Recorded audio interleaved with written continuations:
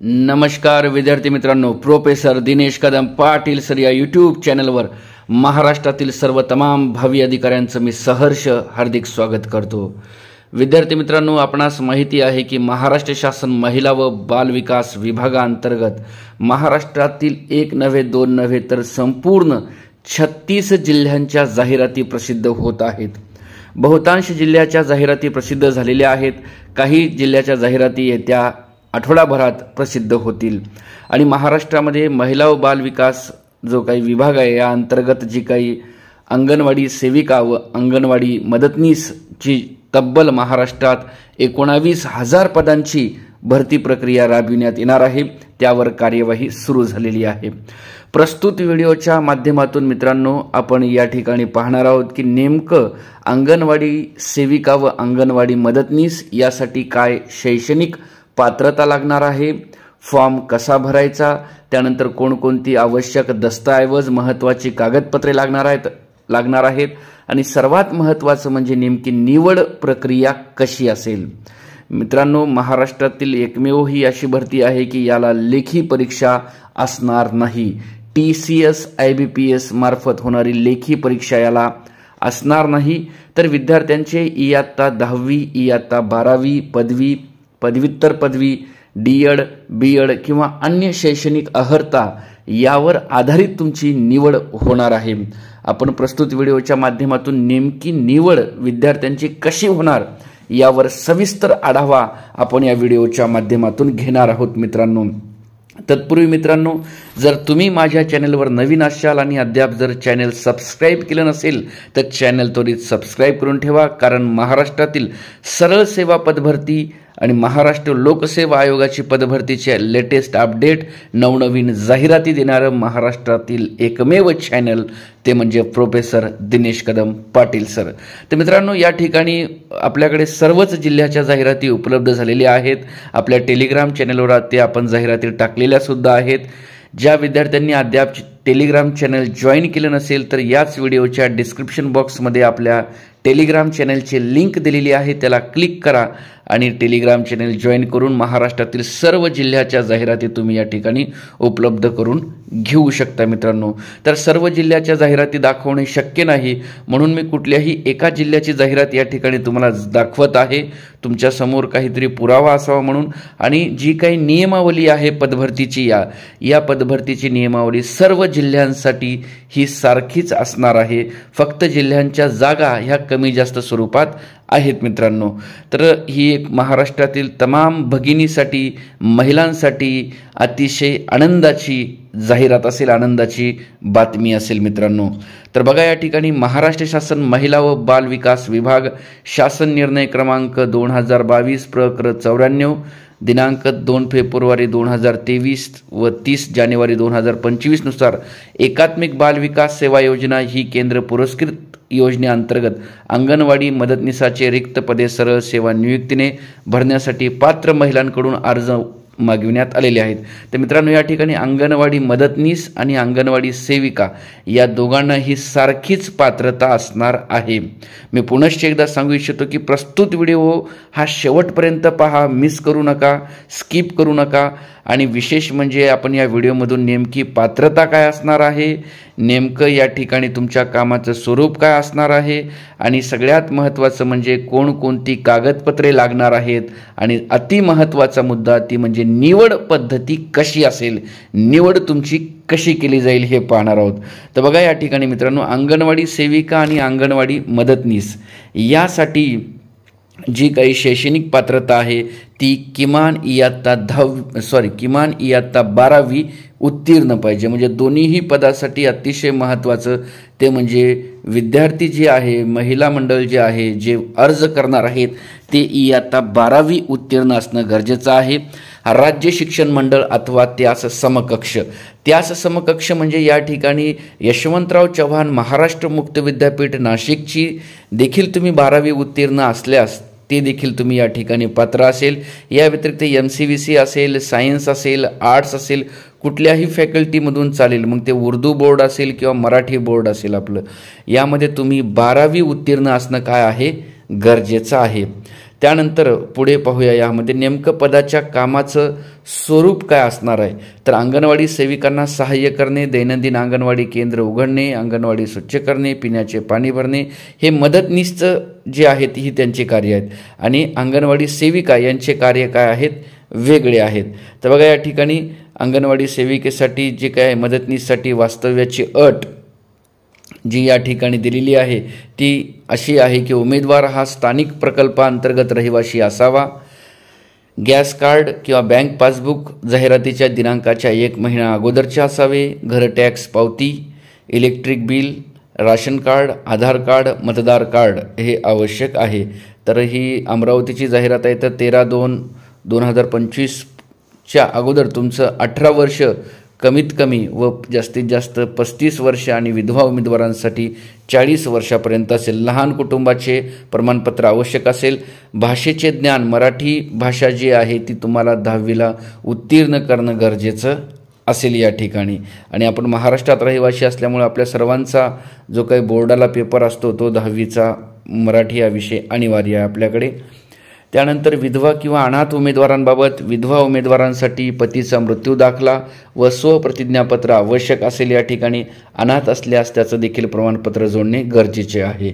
त्यानंतर मागास वर्ग प्रवर्ग, अनुसूचित जाती, अनुसूचित जमाती, इतर मागास प्रवर्ग, विमुक्त जाती, भटक्या जमाती, आर्थिकदृष्ट्या दुर्बल घटक, विशेष मागास प्रवर्ग, सामाजिक व शैक्षणिकदृष्ट्या मागास प्रवर्ग या उमेदवारांनी प्रमाणपत्र सोबत जोडावे लागणार आहे. तर म्हणजे ज्या महिला या ठिकाणी अर्ज भरणार आहेत त्यांना माझी विनंती आहे की तुमच्या कास्टला जागा असो अगर नसो, तुमची जी मूळ कास्ट आहे ताई, त्या मूळ कास्टमधूनच तुम्ही काय करावा, तुमचा अर्ज भरावा, जेणेकरून आपल्या कास्टमधून जर आपला विचार नाही झाला तरी आपल्याला खुल्या गटातील जागा मिळते. महाराष्ट्र शासन नवीन GR नुसार तुम्ही तुमच्या प्रवर्गातूनच अर्ज भरावा. आणि जर तुमच्या प्रवर्गामधून जर तुम्ही मेरिट असाल, टॉपर असाल पूर्ण यादीमध्ये, तर तुम्हाला आपोआपच काय होईल, ओपनची या ठिकाणी जागा मिळेल. त्यानंतर भरतीची पूर्ण कार्यवाही जी आहे ते जाहिरात प्रसिद्ध केल्यापासून 90 दिवसाच्या आत होणार आहे. संपूर्ण जिल्ह्याच्या जाहिराती या ठिकाणी प्रसिद्ध होणार आहेत मित्रांनो. आणि प्रतीक्षा यादी जी आहे, जर उमेदवार हा नियुक्ती आदेशाच्या दिनांकापासून 30 दिवसापर्यंत रुजू झाला नाही तर त्यास अपात्र ठरविण्यात येणार आहे आणि पुढील उमेदवाराला संधी मिळेल. निवड प्रक्रियेविरुद्ध तक्रार किंवा अपील कागदपत्राच्या प्रती, अर्जासोबत जोडलेल्या कागदपत्रांच्या प्रती स्वतः साक्षांकित केलेल्या असाव्यात. सर्वात महत्त्वाचा मुद्दा म्हणजे या ठिकाणी सेल्फ अटेस्टेड सर्व डॉक्युमेंट्स या ठिकाणी तुम्हाला जोडावयाचे आहेत. अर्जासोबत कागदपत्राच्या प्रती स्वतः साक्षांकित केलेल्या असाव्यात, अटेस्टेड असाव्यात. त्याच्यामध्ये स्वतःचं जे काय आपण म्हणतो स्वतःची नाव सही करून या ठिकाणी सर्व कागदपत्राच्या झेरॉक्स तुम्हाला लावावयाच्या आहेत. त्यानंतर या ठिकाणी जे काही अर्ज आहे, अर्ज जाहिरातीमध्ये दिलेल्या विहित नमुन्यातील अर्ज तुम्हाला करावयाचा आहे. कुठल्याही प्रकारचा जो काही आहे कुठून बाहेरून इतर ठिकाणावरून जो अर्ज मिळतो तो नाही, जो मूळ अर्ज असेल तो तुम्हाला या ठिकाणी द्यावा लागेल. त्यानंतर निवड प्रक्रिया, निवड प्रक्रियेमध्ये उमेदवाराच्या शैक्षणिक गुणपत्रिकेमध्ये मिळालेल्या गुणांच्या आधारे 80 गुण आणि अतिरिक्त 20 गुण हे शासन निर्णयाप्रमाणे देय असणार आहेत. निवड प्रक्रियेबद्दल आपण सविस्तर माहिती या ठिकाणी पाहणारच आहोत की काय या ठिकाणी तुम्हाला निवड प्रक्रियेमध्ये आवश्यक असणार आहे, कशा प्रकारची निवड प्रक्रिया राहणार आहे.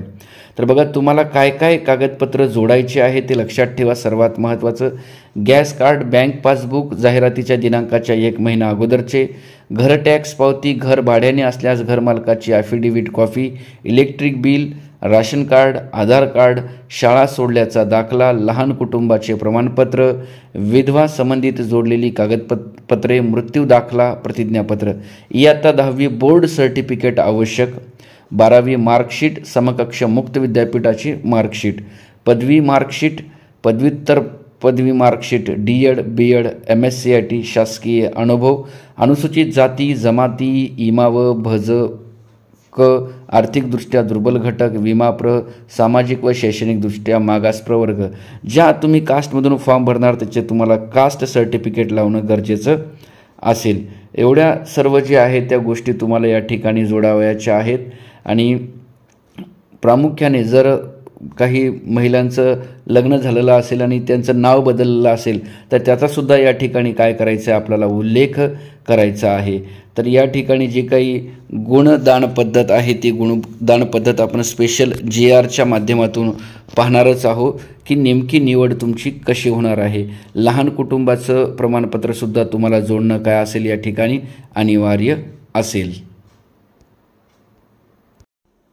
आता पाहूया आपला सर्वात महत्त्वाचा मुद्दा की माझ्या बहुतांश बहिणींना पडलेला आहे की सर नेमकी निवड प्रक्रिया कशी होणार आहे, लेखी परीक्षा तर होणार नाही, यासाठी तर मी सांगितलेली सर्व कागदपत्र तुम्हाला या ठिकाणी जोडावी लागतील, व्यवस्थित फॉर्म भरावा लागेल या ठिकाणी.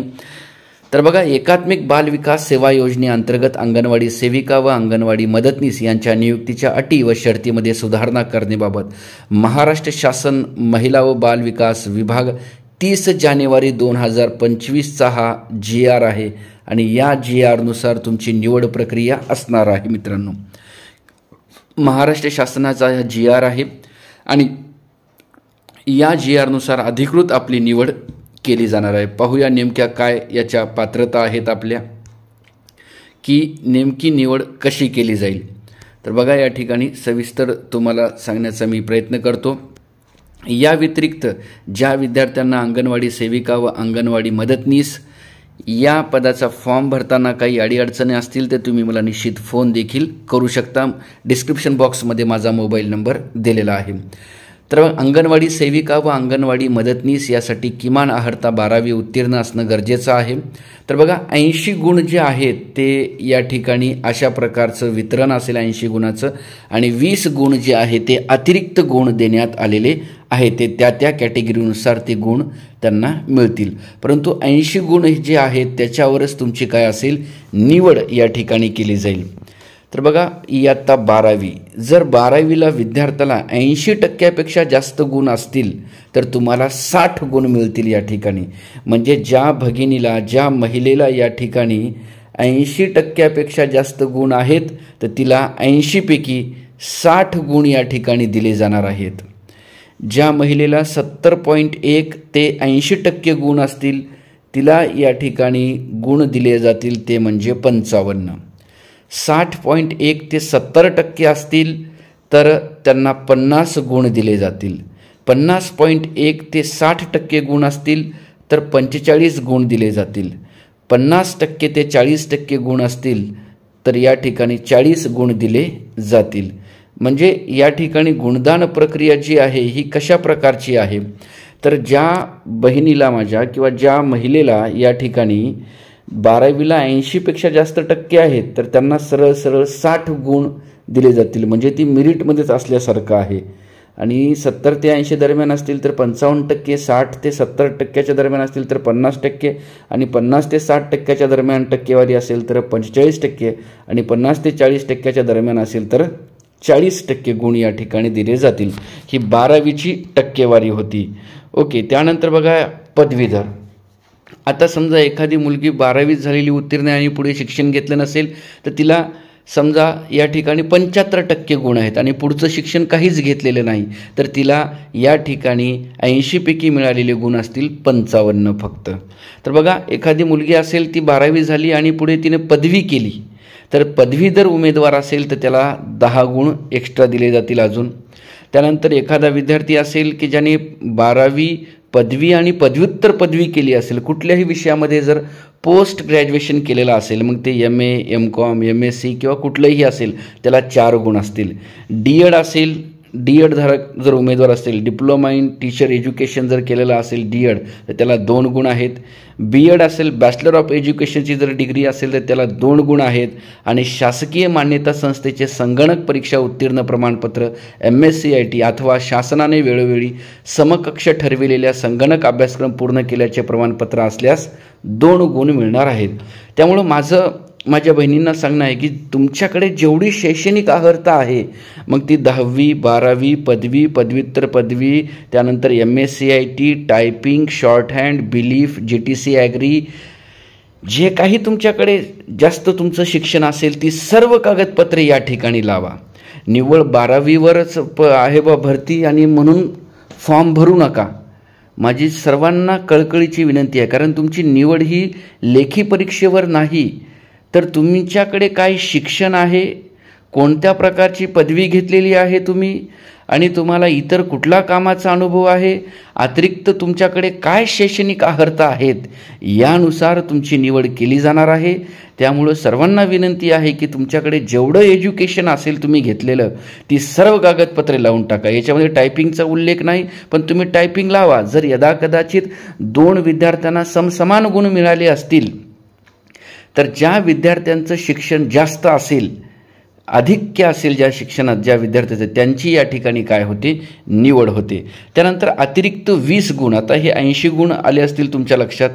वरचे जे 80 गुण आहेत त्याच्यामध्ये प्रामुख्याने 12वीला अशा प्रकारची टक्केवारी केलेली आहे आणि पदवीधरला 10 गुण, पदव्युत्तर पदवीला 4 गुण, डीएड 2 गुण, बीएड 2 गुण आणि MSCITला 2 गुण.